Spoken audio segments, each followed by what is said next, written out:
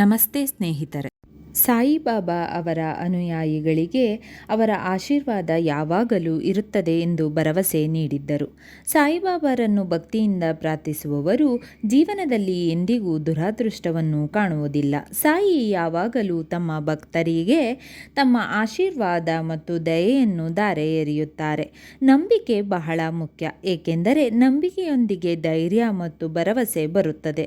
ಸಾಯಿಬಾಬಾರವರ ಮೇಲೆ ಸಂಪೂರ್ಣ ನಂಬಿಕೆಯೊಂದಿಗೆ ಪೂಜಿಸಿದವನು ದುರಾದೃಷ್ಟ, ದುಃಖ, ಸಂಕಟ ಮತ್ತು ತೊಂದರೆಗಳಿಂದ ಮುಕ್ತನಾಗಿ ಸಂತೋಷ ಮತ್ತು ತೃಪ್ತಿಯ ಜೀವನವನ್ನು ಹೊಂದುತ್ತಾನೆ.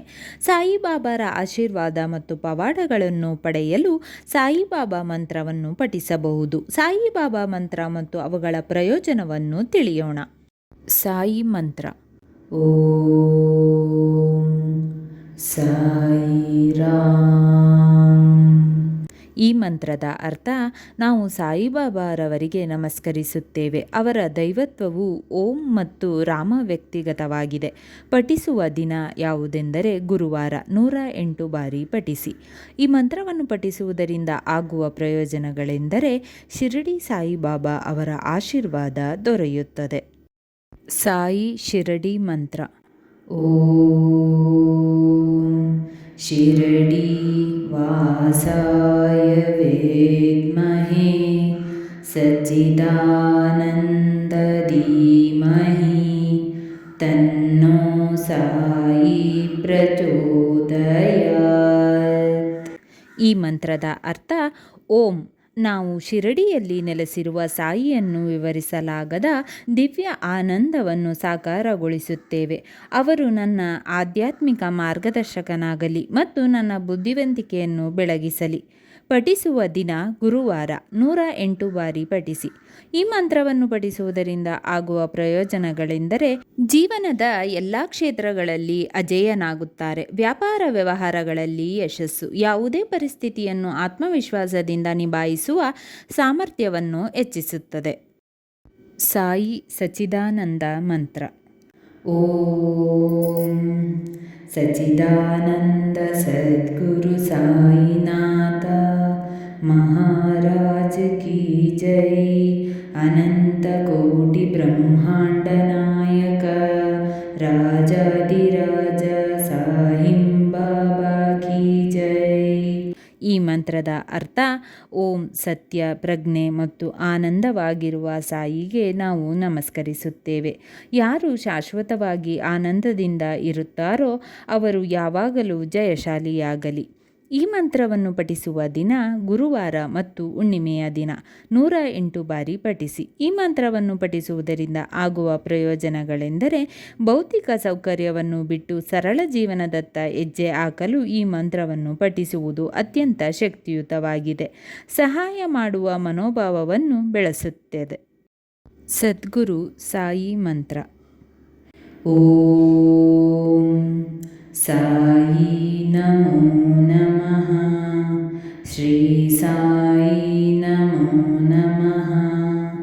ಜಯ ಜಯ ಜಯ ಸಾಯಿ ನಮೋ ನಮಃ. ಸದ್ಗುರು ಸಾಯಿ ನಮೋ ನಮಃ.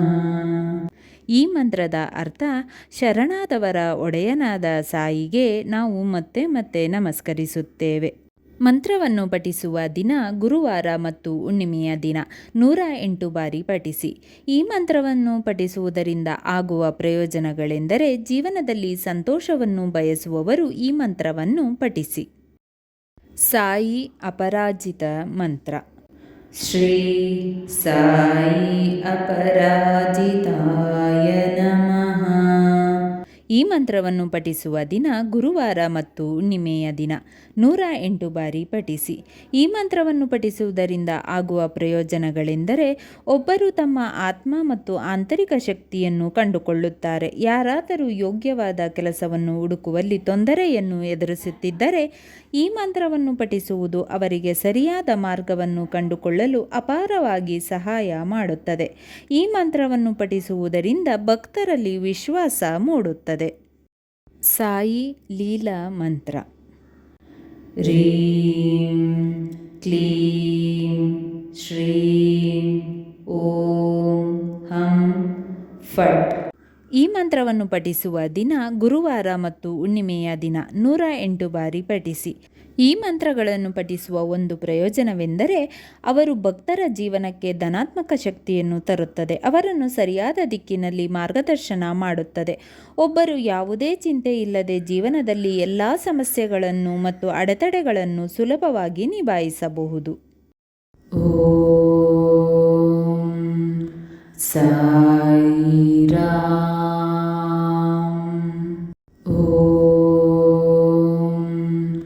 ಸಾಯಿ ರಾಮ್. ಓಂ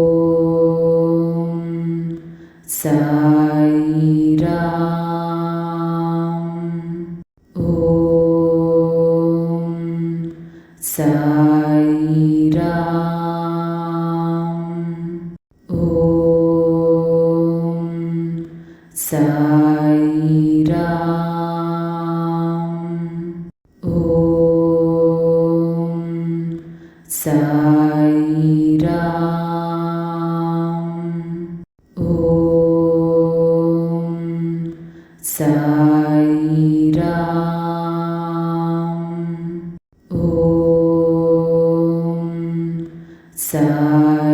ರಾಮ್. ಓಂ ಸಾಯಿ ರಾಮ್. ಓಂ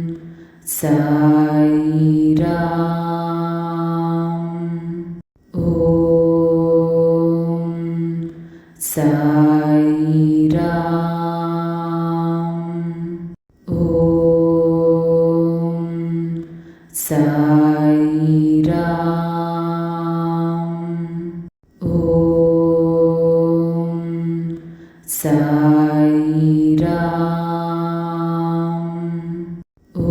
ರಾಮ್. ಓಂ ಸಾಯಿ ರಾಮ್. ಓಂ ಸಾಯಿ ರಾಮ್. ಓಂ ಸಾಯಿ ರಾಮ್. ಓಂ ಸಾಯಿ ರಾಮ್. ಓಂ ಸಾಯಿ ರಾಮ್. ಓಂ ಸಾಯಿ ರಾಮ್. ಸ್ನೇಹಿತರೆ, ಈ ವಿಡಿಯೋ ಇಷ್ಟವಾದಲ್ಲಿ ಲೈಕ್, ಶೇರ್ ಆ್ಯಂಡ್ ಕಾಮೆಂಟ್ ಮಾಡಿ. ಮುಂದಿನ ವಿಡಿಯೋಸ್ಗಳಿಗಾಗಿ ಚಾನಲ್ ಅನ್ನು ಸಬ್ಸ್ಕ್ರೈಬ್ ಮಾಡಿ. ಧನ್ಯವಾದಗಳು.